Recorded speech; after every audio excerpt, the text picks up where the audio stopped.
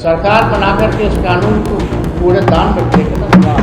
जिन लोगों ने वक्त मिलकर समर्थन किया उनका इलाज करना है। कहां थे ये सारे लोग? ये भाजपाई आज इनके जाल में नहीं फंसना है।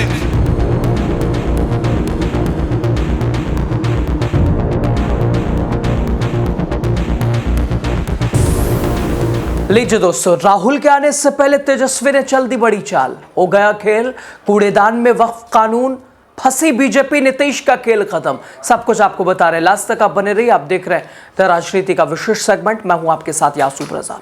दोस्तों, जब से तेजस्वी यादव आधिकारिक तौर पे मुख्यमंत्री चेहरा घोषित हुए हैं, तब से ऊर्जावान, आत्मविश्वास से भरपूर, यानी तजुर्बे की बात करें तो मोदी शाह नीतीश से तो ज़रूर छोटे हैं, लेकिन चुनावी मैदान में, चुनावी मंचों पर तस्वीर काफ़ी बड़ी दिखाई दे रही है।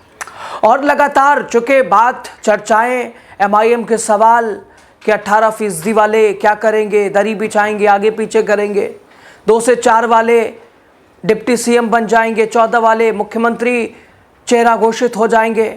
तब से तेजस्वी अलग अंदाज में है, तब से तेजस्वी किसी को साधने की कोशिश में है। और एक बार फिर अब राहुल के आने से पहले तेजस्वी करने जा रहे हैं बड़ा। दोस्तों, बिहार की सियासत एक बार फिर सुलग उठी और मुद्दा इस बार वक्फ कानून। फिर से एक बार वक्फ कानून बिहार में चुनाव से पहले काफ़ी गर्माता नजर आ रहा है। यानी ये कह लीजिए कि उस 18% वालों का ये मुद्दा एक बार फिर विपक्ष साधना चाह रहा है, अपने पक्ष में लाना चाह रहा है। दो टूक तेजस्वी साफ कह रहे हैं कि सरकार बनी तो कूड़ेदान में ये वक्फ कानून। आपको लास्ट तक बने रहिए, बताएंगे। दोस्तों, बिहार के सीमांचल इलाके के कटिहार में जब तेजस्वी मंच पर पहुंचे तो उनके सुर काफ़ी अलग थे और पिछले से ज़्यादा आक्रामक थे।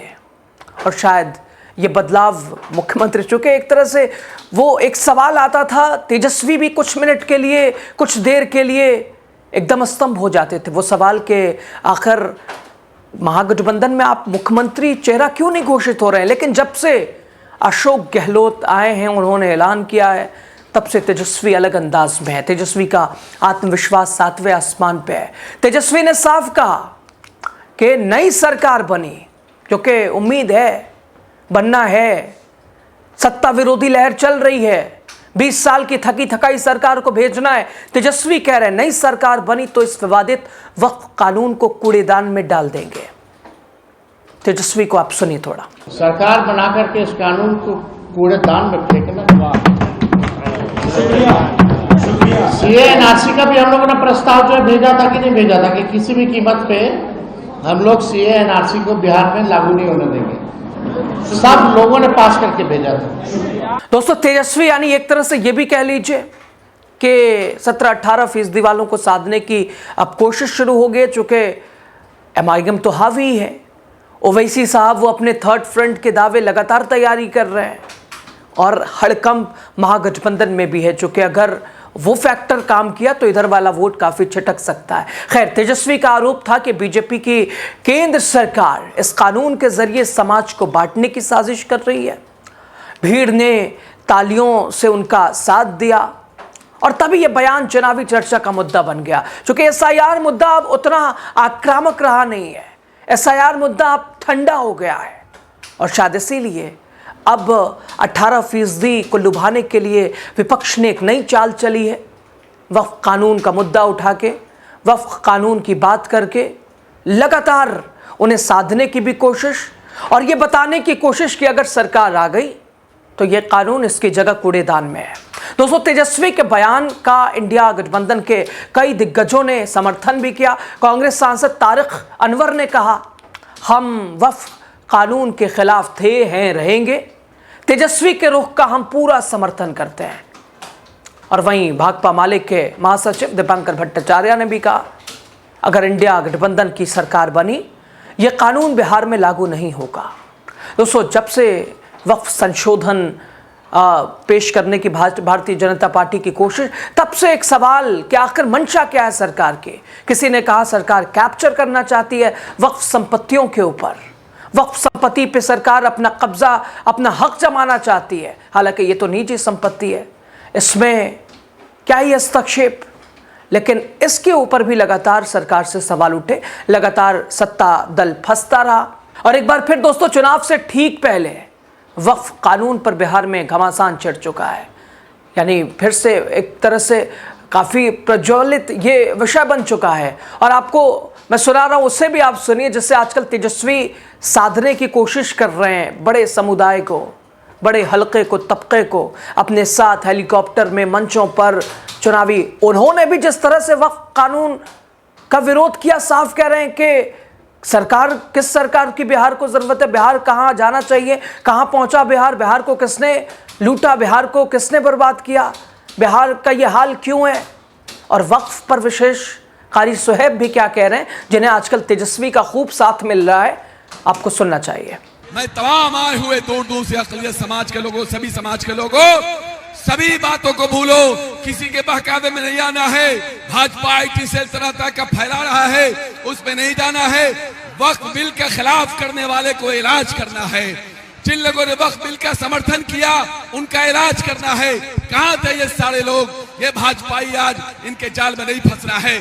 जदयू, लोजपा, ये सब विरोधी है। इन्हीं बातों के साथ, मैं इस उम्मीद के साथ कि छोटी छोटी बातों को भुला करके बिहार और देश को बचाने के लिए इस लालटेन छाप को यहाँ जिताइए, एनडीए को हराइए, महागठबंधन की सरकार बनाइए, तेजस्वी यादव जी मुख्यमंत्री बनेंगे, सारे बिल फाड़ के फेंक दिए जाएंगे, चाहे वो वक्फ बिल हो, कोई बिल हो।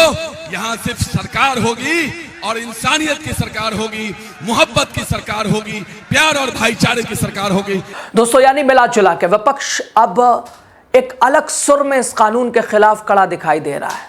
राहुल आने वाले हैं, राहुल गांधी, प्रियंका गांधी, मल्लिकार्जुन खड़गे, और उनके आने से पहले तेजस्वी ने तो माहौल बना दिया। उनके आने से पहले तेजस्वी ने एक अलग सा वातावरण क्रिएट कर दिया है। क्योंकि छठ के बाद राहुल, प्रियंका, मल्लिकार्जुन खड़गे, कांग्रेस की बड़ी बड़ी रैलियां होनी है, महागठबंधन की एकजुटता की तस्वीर नजर आनी है। एक तबके में सवाल है कि कांग्रेस वोटर अधिकार यात्रा के दौरान इतनी मजबूत, आज इतनी कमजोर कैसे हो गई? क्यों इतनी हर जगह, हर पॉइंट पे, हर विषय पे, हर मोड़ पे कॉम्प्रोमाइज करती नजर आई?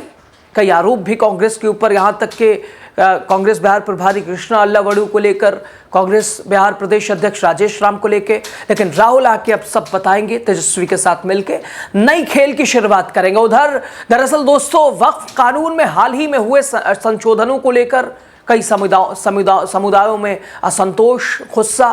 दोस्तों, विपक्ष का आरोप कि नए प्रावधानों के तहत वक्फ बोर्ड को बेइंतहा उसकी शक्तियां कम की जा रही हैं, जिनसे निजी संपत्तियों पर कब्जे का खतरा बढ़ जाता है। कई विपक्षी नेता इसे धार्मिक संस्थाओं के बहाने जमीन और अधिकार पर नियंत्रण की कोशिश बता रहे हैं। और यही वजह है कि सीमांचल जैसे इलाके में ये मुद्दा तेजी से काफ़ी हॉट टॉपिक बना हुआ है, सियासी रंग जिसने पकड़ लिया है। लेकिन सवाल ये है कि क्या वक्फ कानून पर इतना सख्त रुख लेकर इंडिया गठबंधन हिंदू वोट बैंक को नाराज तो नहीं कर रहा है? क्या इससे हिंदू वोट बैंक महागठबंधन से छिटक तो नहीं रहा है? या फिर ये सीमांचल के मुस्लिम वोटों को एकजुट करने की रणनीति है? बीजेपी का कहना है कि विपक्ष सिर्फ दोस्तीकरण की राजनीति कर रहा है। एनडीए के नेताओं का, हालांकि किसी ने तो स्पष्ट इस पर बात करने की कोशिश भी नहीं की, बताया, समझाया भी नहीं। जो कन्फ्यूजन अगर क्रिएट भी हुई है तो जो मंशा है वो समझाया भी नहीं।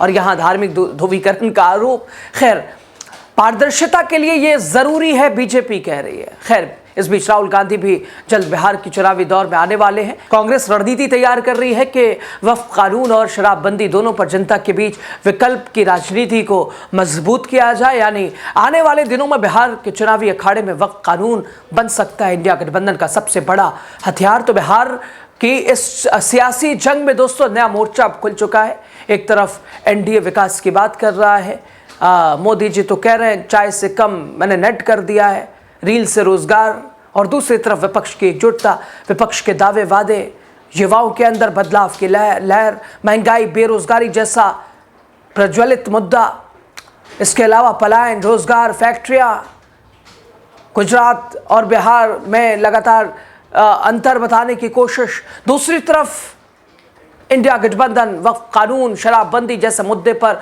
अब जनता की भावनाओं को साधने की कोशिश में है। खैर, देखना होगा वक्फ कानून की ये बहस बिहार के मतदाताओं का मन बहला पाती है या फिर ये सियासी बयानबाजी सिर्फ रैलियों तक ही सीमित रह जाती है। आने वाला समय बताएगा, लेकिन इतना तो तय है एकजुटता विपक्ष में जिस तरह से नजर आ रही है वो एनडीए के लिए, नीतीश कुमार के लिए, भारतीय जनता पार्टी के लिए मुसीबत की एक कुंजी है, मुसीबत की शुरुआत है। आपको क्या लगता है, आप क्या समझ पा रहे हैं? कमेंट के जरिए जरूर बताइएगा। लास्ट तक आप बने रहे, आपका शुक्रिया। सरकार बना करके इस कानून को पूरे दान में फेंकना। जिन लोगों ने वक्त बिल का समर्थन किया उनका इलाज करना है। कहाँ थे ये सारे लोग? ये भाजपाई आज इनके जाल में नहीं फंसना है।